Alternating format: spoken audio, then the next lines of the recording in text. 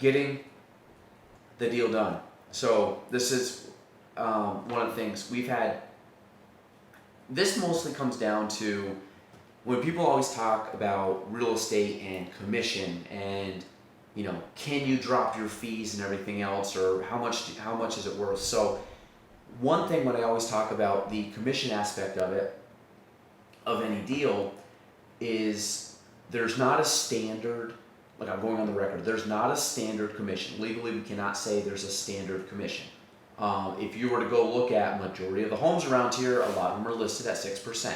Again, it's not a standard, but majority of the homes are listed around that price. So you always have people, well, how much do you charge? I fully believe we're worth every penny about what we do. I think at times I should be upping the amount that we charge. But what happens is most people look at real estate and say, well, how come you don't drop your commission? I've heard different lingos or ways people say, if anybody ever wants to drop their commission, it's fine, it's negotiable. Yeah. I always drop it on the co-broke side. So if you want to drop the commission, say 5%, 4%, whatever, that's fine. I'm going to pay out 1%, 2%. Guess what agents don't do? Agents shouldn't be doing this, but they do it, is they will not show your property if you're listed at less than probably 2.5% or 3%. I have never once looked to see what the list. I don't, but you'd be surprised. I know for a fact there's agents that do not show property because that is too bad. Yes, but really working for their client's best interest. But no, I really think that there's the value to it, and I think you got to look at everything that's put in. I think if you have someone that's knowledgeable and knows how to negotiate, knows the market, knows everything, they're worth every penny. Because there's a lot of stuff. Just because you own a home does not mean you know how to sell a home. I don't know how to do my taxes. I don't know how to fix my plumbing. I don't know how to fix my electric. I could learn how to do all that. Is it going to be done as quickly, as efficiently, as with the least amount of headache? No. So I paid a professional. Mm-hmm. There's a reason why if I have an injury or something, I'm going to go see a doctor. I'm not just going to self-medicate myself. Yeah. So I just find it that I believe that we're worth what we're paid. So I always use that. Now there's certain point, meaning in regards to people asking about it, I mean, I will drop my commission if I think that it's worthy of doing that. But most of the time it's not. Like I'm good.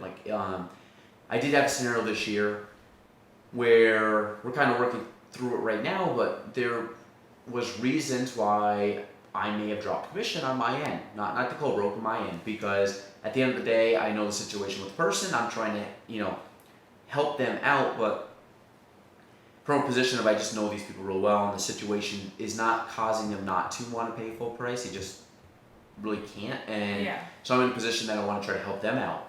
I've also had positions where we've had to put money into a deal to make it close. I had one earlier in the year, was not our mistake. Like I said, I like to take accountability on everything, but at the end of the day, there's things that you have to do to get stuff done, and other people I don't think were stepping up in certain spots, and we ended up putting money back in the deal to actually close the deal to make sure that the buyer, and actually had to do with the seller. It was a weird scenario with the seller. They weren't being super cooperative, and we had to put money back into the deal to make sure that the people buying their home, and the young kids buying their first home, we didn't want them not to get their first home. And it easily could have, we literally could have been, the deal could have died right there. Yeah. So at the end of the day, I think I lost almost half of what I was going to make on the deal, but one of the things my dad always told me when I got into business was you can never go broke making a profit. Meaning if you're making money on a deal, then you're making money on the deal. Obviously I'm not going to do that for every deal, but this was something. You're helping someone out. Yeah, my client screwed something up on their end.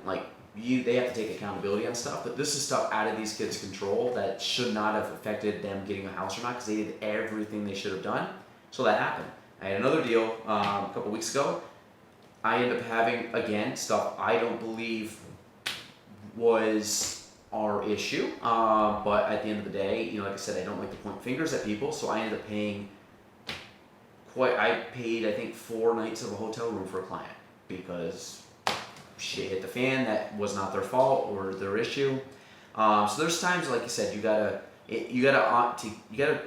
sometimes not come out on the full end of the spectrum with commission and stuff like that. There's times that you may have to, like I said, put money in the deal to make sure that it does close, to make sure that you help a client out and stuff. And it's just one where you got to really look at it. If it's not anything that your client did wrong and something's just happening that's out of their control that would stop them from getting the home or something, that's when I step in. If it's something stupid my client did, then like, no, I'm not gonna, Yeah. like, you can pay for that because that's on you, 100% on you. But there's times that it's not. Sometimes it falls on other people not stepping up or not being, And sometimes it's just bad luck or bad timing.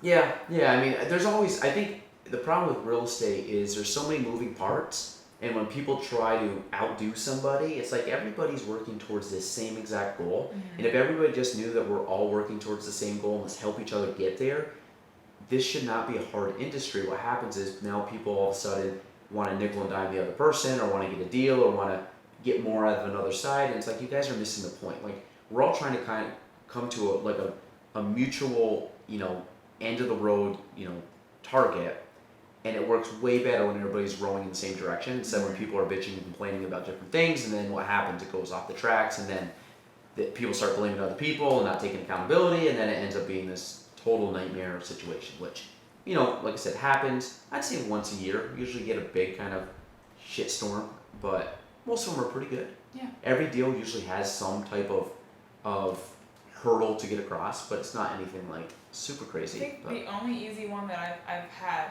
out of my you've been five really total, tested. 5 total now. I've had the easiest one I had, that was my Are you first up to one. 5 now? I have. Hang on. I don't know. I have to think about it. I think. No. Yeah. Well, 5. One fell through. Okay. So it was So That's fine. 2 That's were gonna happen. closed. 2 were closing. 1 fell through. I But wish- yeah, the first one was easy. Not a single hurdle to jump through. It was just everyone was easygoing.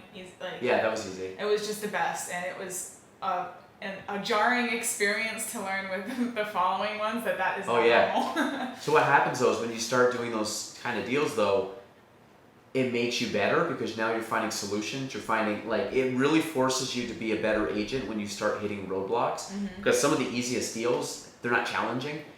I do like them obviously because it's like less stressful. But if I look at what I have pending right now, I guarantee you there's always something. There's always a fire to put out. There's always some issue or something comes up, or you think everything's going smooth, then something comes up and drops in your plate, and now you got to find a solution to it. So It makes it better though. yeah, I find that realtors are very good problem solvers and very good at thinking on the fly and coming up with solutions. And I'll put lenders up there too because we've had some lenders that I've had to do that with, and I did that today with a local lender. And so I mean, it happens, but it's fun. Yeah. It's fun when you make stuff happen. So, anything else, Ellie?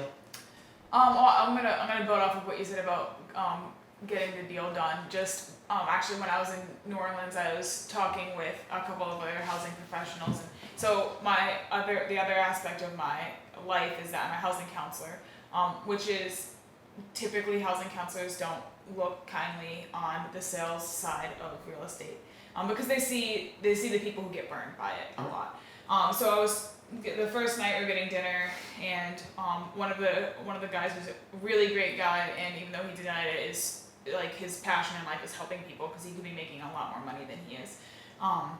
But he said he doesn't understand why anyone would use a real estate agent or they even exist. And it's like, well, you think that because you are a housing professional and you probably don't need one. You know all the ins and outs on both sides of the industry. Most people don't. Like, we don't exist. I don't see myself as a salesperson. I see myself as a real estate professional who exists to help a people. Consultant. Exactly. Yeah. I'm not here to help you sell your home or not. I'm not here to sell your home or buy a home for you. I'm here to help you go through that process yourself. I'm here because you don't know. Most people don't know the process of it. They don't know that they have to have a good faith deposit up front. They don't know the little details. How much of money that. out of pocket? Yeah. So it's the little things that, sure, there are people who don't need real estate agents, but most people do, because like you said, with being an electrician or a carpenter, you could learn how to do it all yourself, but you save yourself a lot of stress if you just went to someone who's doing it for a living and knows the ins and outs of it. Yeah, and I think most for sale by owners too. At the end of the day, they still aren't netting the most. I mean, yes, you pay commission stuff, but like if you're going out and not really understanding and not exposing it to the most amount of people, and I mean, like I said, you're always gonna have it. It's just part of the industry. But Yeah. it's and that's why you see people outside trying to sell their car, or why you know, people try to do their own taxes. At the end of the day, like I just don't want to get burnt on anything. So I know all my, basically everything's gonna be T's are Save a crossed, headache. I's are dotted. Yeah, Everything's gonna be all absolutely. taken care of. So